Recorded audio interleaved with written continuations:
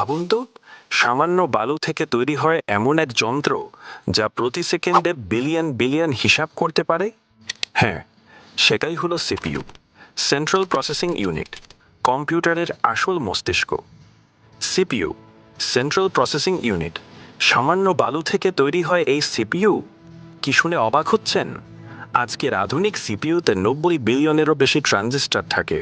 প্রতিটি এতটাই ক্ষুদ্র যে তা একটি ভাইরাস কণার চেয়েও ছোট। অথচ এই ক্ষুদ্র উপাদানগুলো প্রতি সেকেন্ডে বিলিয়ন বিলিয়ন হিসাব করতে পারে। সিপিইউ হচ্ছে কম্পিউটারের মস্তিষ্ক। এটি নির্দেশনা প্রক্রিয়া করে, গণনা সম্পন্ন করে এবং পুরো সিস্টেমে ডেটা প্রবাহ নিয়ন্ত্রণ করে।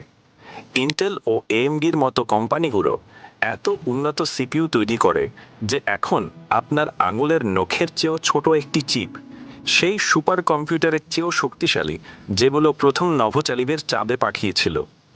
ফুটবল মাঠের থেকেও বড় ক্লিন রুম থেকে শুরু করে মানুষের চুলের চেয়েও হাজার গুণ ছোট ট্রানজিস্টর, প্রতিটি ধাপেই আমরা জানব কিভাবে তৈরি হয় এই ক্ষুদ্র অথচ শক্তিশালী চিপগুলো। সিপিইউ এর ইতিহাস শুরু হয় 1971 সালে, যখন ইন্টেল তৈরি করে বিশ্বের প্রথম মাইক্রোপ্রসেসর ইন্টেল 4004। এই বিপ্লবাত্মক উদ্ভাবন ছোট কিন্তু শক্তিশালী কম্পিউটার তৈরি করার দরজা খুলে দেয়। এরপর আসে ইন্টেল 8086, যা আইবিএম এর প্রথম পার্সোনাল কম্পিউটার 1971 সাল এর ভিত্তি হয়ে ওঠে। এটি কম্পিউটার ইন্ডাস্ট্রিতে এক বিশাল পরিবর্তন আনে। 1980-র দশকে ইন্টেল চালু করে 80286 ও 80386 প্রসেসর, যা গতি ও মাল্টিটাস্কিং ক্ষমতায় অনেক উন্নত ছিল। আইবিএম এই উন্নত চিপগুলো ব্যবহার করে তাদের পার্সোনাল কম্পিউটার বাজার সম্প্রসারিত করে, ফলে সাধারণ মানুষের জন্য কম্পিউটার আরও সহজলভ্য হয়। আজ আমরা দেখব কিভাবে এই পালি ধীরে ধীরে রূপ নেয় একটি অত্যাধুনিক মাইক্রোচিপে, যার ভেতরে থাকে বিলিয়ন ট্রানজিস্টর। সবকিছু শুরু হয় কোয়ার্টজাইট কোয়ার্টজ পাথর থেকে। এটি রাসায়নিকভাবে পরিশোধন করে তৈরি করা হয় অতি শুদ্ধ সিলিকন, যার বিশুদ্ধতা 99.99999%। একে বলে 9N পিউরিটি। এই সিলিকন গলিয়ে তৈরি করা হয় বিশাল সিলিন্ডার আকৃতির ক্রিস্টাল, যাকে বলে ইনগট। এক একটি ইনগটের ওজন হতে পারে 100 কেজিরও বেশি।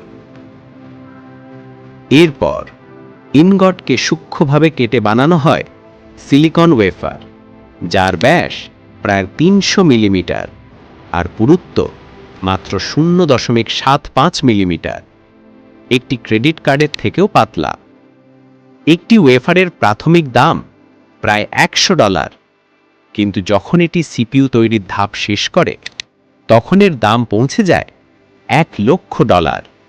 এখন ওয়েফারের উপর বসানো হয় একটি বিশেষ আলোক সংবেদনশীল পদার্থ, যাকে বলে ফটোরেজিস্ট। এরপর শুরু হয় এক অবিশ্বাস্য ধাপ, ফটোলিথোগ্রাফি। এই প্রক্রিয়ায় অতিবেগুনি বা ইউভি আলো এক ফটোমাস্কের মধ্য দিয়ে ওয়েফারের ওপর ফেলা হয়, ফলে তৈরি হয় ক্ষুদ্র সার্কিটের নকশা। একটি সিপিইউ তৈরি করতে এই ধাপটি করতে হয় প্রায় 80 বার এবং প্রতিটি ফটোমাস্কের দাম প্রায় $3 লক্ষ। ফটোলিথোগ্রাফির পর আসে এচিং প্রসেস, যেখানে গ্যাস বা রাসায়নিকের সাহায্যে অপ্রয়োজনীয় অংশ সরিয়ে ফেলা হয়, ফলে ওয়েফারের ওপর ক্ষুদ্র চ্যানেল তৈরি হয়, যেখানে ট্রানজিস্টর ও সংযোগ পদ বসানো হবে। যেখানে বোরন বা ফসফরাস পরমাণু ছোড়া হয় সিলিকনের ওপর, যাতে সেটির বৈদ্যুতিক গুণাবলী পরিবর্তিত হয়। পরে ওয়েফারকে অ্যানেলিং প্রক্রিয়ায় গরম করা হয় প্রায় 1000 ডিগ্রি সেলসিয়াস তাপমাত্রায়, যাতে ক্রিস্টাল কাঠামো পুনরুদ্ধার হয়। এখন ক্ষুদ্র খাঁজগুলিকে পূর্ণ করা হয় তামা ও ইনসুলেটর দিয়ে। এই স্তরগুলোই তৈরি করে সিপিইউ এর অভ্যন্তরের বৈদ্যুতিক সংযোগ। একটি সিপিইউতে প্রায় 80টি স্তর থাকে এবং পুরো প্রক্রিয়ায় লাগে প্রায় 940টি ধাপ। প্রতিটি ধাপে ওয়েফার পরীক্ষা করা হয় ইলেকট্রন মাইক্রোস্কোপ দিয়ে, যা ভাইরাসের চেয়েও ছোট বৈশিষ্ট্য দেখতে পারে। একটি ক্ষুদ্র ধূলিকণাও যদি পড়ে, পুরো ওয়েফারটাই নষ্ট হয়ে যেতে পারে। সব ধাপ শেষে ওয়েফার কেটে ফেলা হয় শত শত মাইক্রোচিপ ডায়ে। প্রতিটি চিপ আলাদা করে বসানো হয় সাবস্ট্রেটের ওপর। তারপর ঢেকে দেওয়া হয় আইএইচএস বা ইন্টিগ্রেটেড হিট স্প্রেডার ধাতব ঢাকনায়। এটাই সেই ধাতব ঢাকনাযুক্ত সিপিইউ যা আমরা দেখি কম্পিউটারে বসানোর সময়। এখন প্রতিটি চিপকে বিভিন্ন টেস্টের মধ্য দিয়ে নেওয়া হয় গতি, তাপমাত্রা ও পারফরম্যান্স যাচাইয়ের জন্য।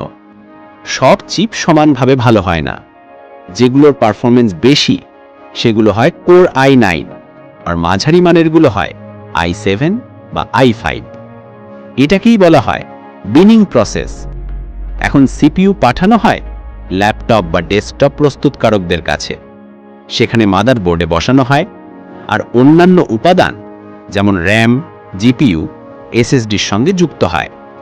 চিপ তৈরিতে প্রচুর পানি ও শক্তি লাগে, তাই এখন কোম্পানিগুলো ব্যবহার করছে ওয়াটার রিসাইক্লিং প্ল্যান্টস ও রিনিউয়েবল এনার্জি।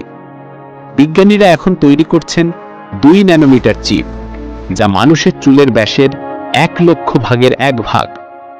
একটি সাধারণ বালির দানা থেকে শুরু হয়ে মাসের পর মাসের বৈজ্ঞানিক প্রক্রিয়া শেষে তৈরি হয় একটি অতি স্মার্ট প্রসেসর, যা আমাদের কম্পিউটার, ফোন, গাড়ি, এমনকি রোবট চালায়। এটাই আধুনিক প্রযুক্তির হৃদয়, দ্য মাইক্রোচিপ। এক মুঠো বালি থেকে শুরু, আর শেষ আমাদের হাতে থাকা পৃথিবীর সবচেয়ে শক্তিশালী যন্ত্রে। ভিডিওটা ভালো লাগলে অবশ্যই চ্যানেলটা সাবস্ক্রাইব করবেন এবং ভিডিওতে একটা লাইক দিবেন। ধন্যবাদ।